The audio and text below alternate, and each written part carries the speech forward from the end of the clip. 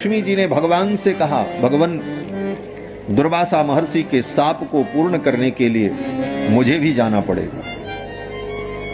भगवान ने कहा, देवी कहां जाओगी? लक्ष्मी जी ने कहा, अपने घर जाऊंगी। और कहां जाऊंगी? स्त्री का दो ही स्थान होता है, तीसरा नहीं स्थान होता। एक स्थान होता है ससुराल और दूसरा स्थान होता नैहर। ससुराल में बिगड़े तो नैहर भाग जाओ, नैहर में बिगड़े तो चलो ससुराल चलो। यही होता है माताओं के जीवन में। नैहर में अनुकूलता नहीं भाई, नैहर में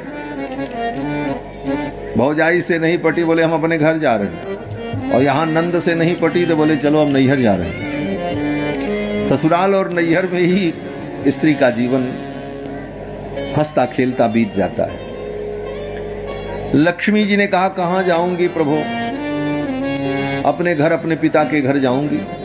लक्ष्मी समुद्र की कन्या है, इसलिए लक्ष्मी जी समुद्र में चली गई।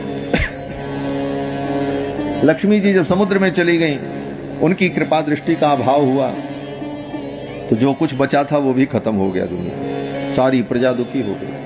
तब देवताओं ने, दैत्यों ने जाकर के भगवान से कहा, भगवान ने कहा एक उपाय करो, समुद्र मंथन करो और समुद्र से फिर लक्ष्मी जी प्रकट हो, तब जाकर के संसार का कल्याण होगा। तब भगवान के कहने पर देवता और दैत्यों ने मिलकर के समुद्र मंथन किया। समुद्र का मंथन और समुद्र का बंधन, ये दोनों काम भगवान ने अपनी प्रियतमा भगवती के लिए किया है। रामावतार में राम जी ने समुद्र को बांधा, समुद्र पर पुल बांधा। किसके लिए बांधा? सीता जी के लिए बांधा। समुद्र का मंथन भगवान ने क्यों कराया? बोले लक्ष्मी जी के लिए कराया। नाथो ममंथ बबंधतम, समुद्र का मंथन और समुद्र का बंधन, समुद्र निग्रहादीनी, ये कार्य भगवान ने लक्ष्मी जी के लिए किया।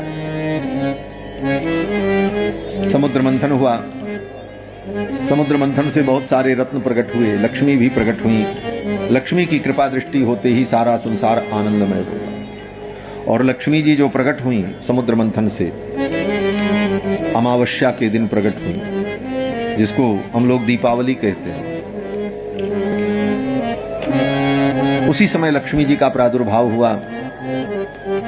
और पुराणों में और प्रकार से भी कथाएं हैं, लेकिन लक्ष्मी जी के प्रादुर्भाव की बेला है, इसलिए लक्ष्मी पूजन की वो परंपरा